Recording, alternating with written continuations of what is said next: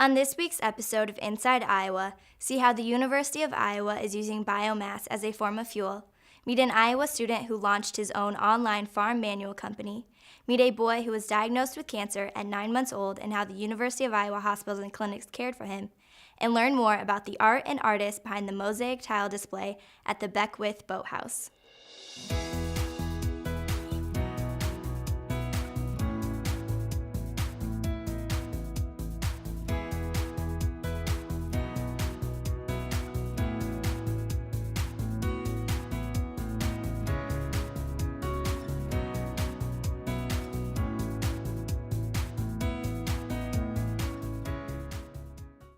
Hi, I'm Haley McMiniman, and welcome back to another episode of Inside Iowa, your weekly source to find out what's happening at the University of Iowa. Did you know the University of Iowa power plant has begun burning plant material, or biomass, mixed with coal in an effort to become more environmentally friendly? Furman Milster from the Department of Sustainability explains the process from start to finish and outlines the university's vision for the future. The university is essentially a large city. I mean, there's about 18,000 students and 20-some thousand employees, and state's largest medical facility here, and all that is energy intensive.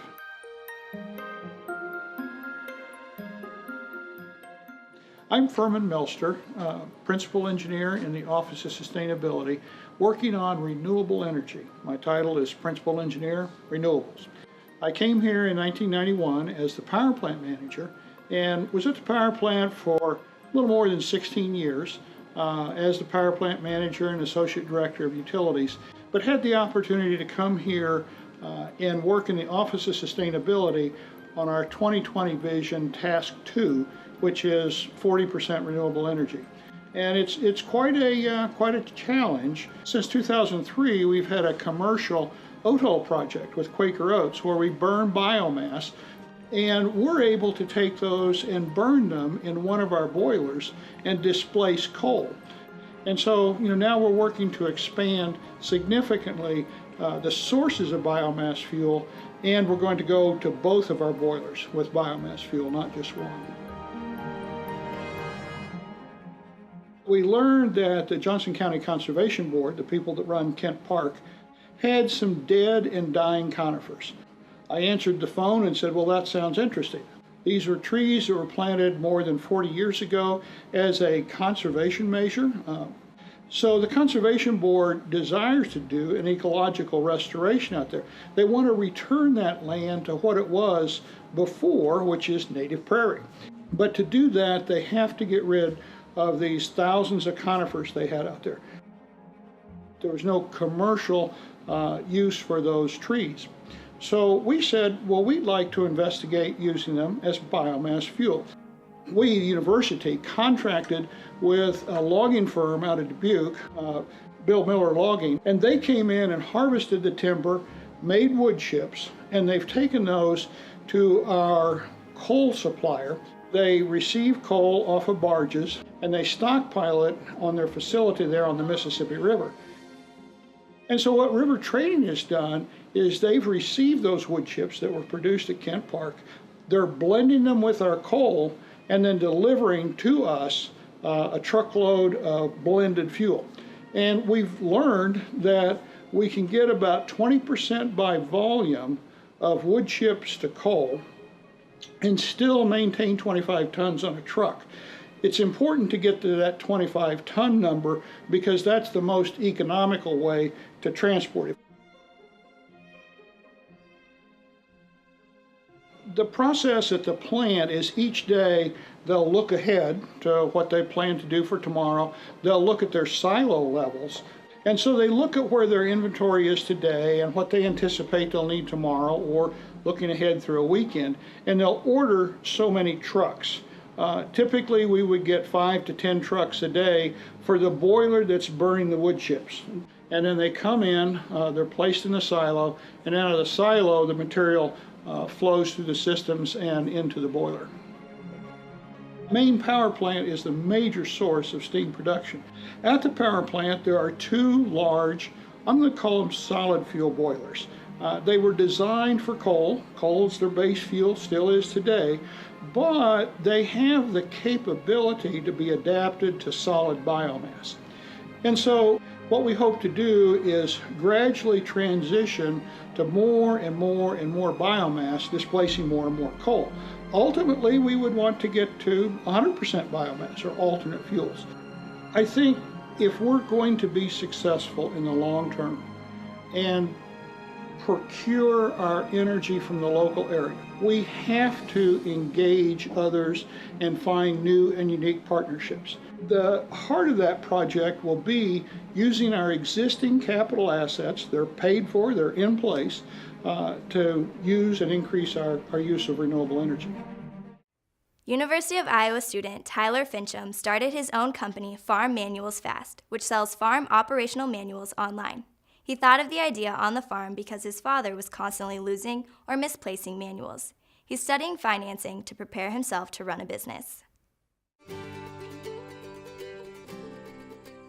My name's Tyler. I'm from Muscatine, Iowa, and I created Farm Manuals Fast a couple of years ago.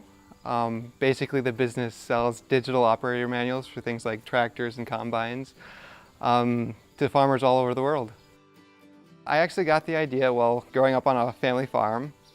My dad would always misplace and lose manuals, and it'd always be my job to end up having to find replacement manuals for him. And then eventually I got really quite frustrated because I'd always have to go online, and it'd take weeks for the manual to arrive. So I figured there had to be a better solution, and basically Farm Manuals Fast was that solution.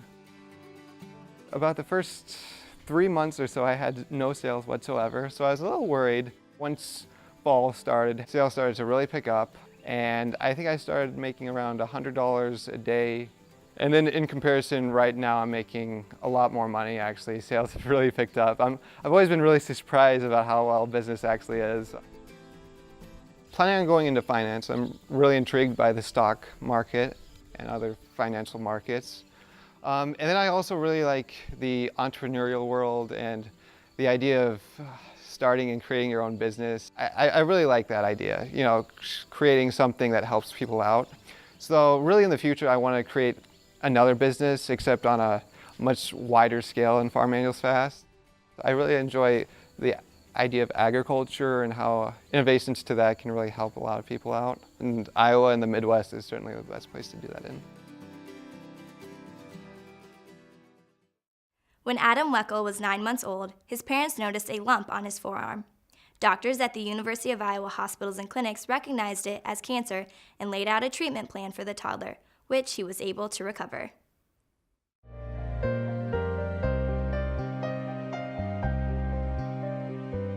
When Adam was 9 months old, he had some swelling in his left forearm that didn't go away after a few days. And so Julie called our pediatrician. She then referred us to an orthopedic doctor there in the Quad Cities. From there, he had a MRI taken. He wasn't sure what it was, and he said, there's one person in Iowa City that will be able to determine what this is, and I'd like you to see him. And Dr. Buckwalter was the doctor that we were referred to. At first, we didn't know for sure that it was this kind of cancer. So we did a biopsy, and it proved to be what we call Ewing's sarcoma. That was when we found out that there was a cancerous tumor in his forearm. And we were so shocked at the time that we couldn't believe it. And the treatment of that is chemotherapy, which he had. But then also, because chemotherapy often is not successful in killing all the tumor cells, we have to surgically remove the part of the limb where there are cancer cells. Dr. Buckwalter and Dr. Lowe determined that Adam's chances of survival would be better with the forearm amputation. And Dr. Buckwalter also said, your son will be able to do pretty much anything. And he was right. We are amazed at what he can do now. There's really nothing he can't do. He's played 2 seasons of full contact football in the Quad Cities. He's played several years of soccer. I think he's going to do wonderfully well. He will absolutely have a great life and do many wonderful things, I'm sure of it. We are so grateful for the care that Adam received. Literally, it became our second home. The nurses really became part of our family, and I cannot say thank you enough to them, for the doctors, taking care of Adam, the nurses, the staff, they're wonderful. And really, we never felt that we needed to be anywhere else. We always felt that we were at the best place. Adam was getting the best care possible. Really, the care here is second to none. And I'm so grateful for Iowa, for the University of Iowa Hospitals and Clinics for saving my son's life.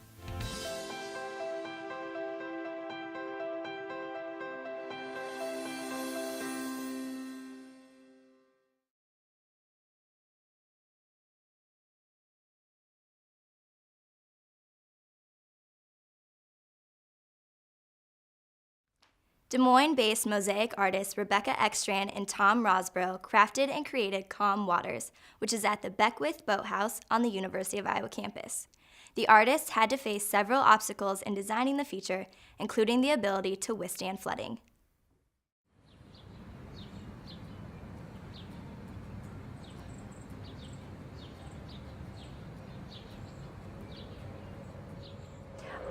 We were kind of brought in at the beginning when they were kind of fundraising, and they kind of invited us to submit some proposals. And we came up with 5 or 6 different proposals. And at that time, then the Public Art Committee approved this particular piece. And they selected this proposal as something that would fit really nicely in this tank room. And the materials would work real well also. There were a lot of concern with the humidity in here, since we have this water always going on, plus the river out there's a possibility of flooding. So materials and how it was put together was something that was very critical. These are 3/4 inch glass mosaic, and there are 46,000 pieces. We hand buttered or applied adhesive to each individual tile and then placed them on a mesh, and then we worked in 12-foot sections. And after the 12-foot sections were done in my studio, then we divided the sections up into 2-foot sections, packed those up, pulled the pattern that showed the design, and started all over again. And that's how it was fabricated.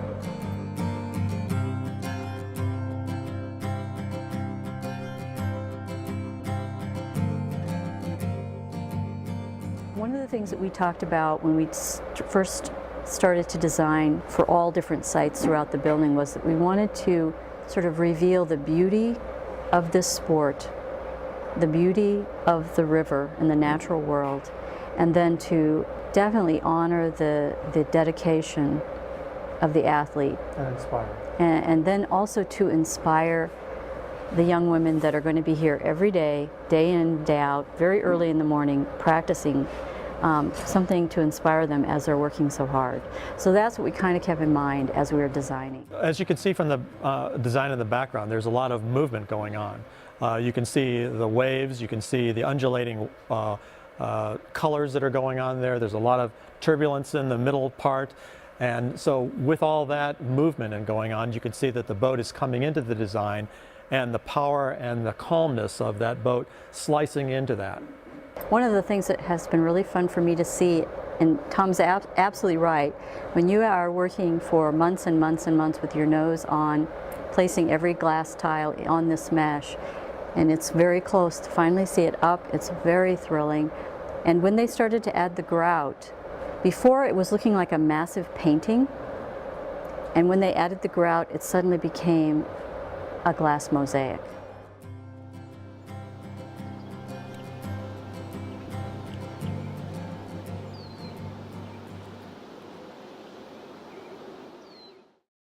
That's it for this week's episode. Tune in next week for more stories featuring the University of Iowa and its students, faculty, and alumni. For Inside Iowa, I'm Haley McMiniman. Thanks for watching.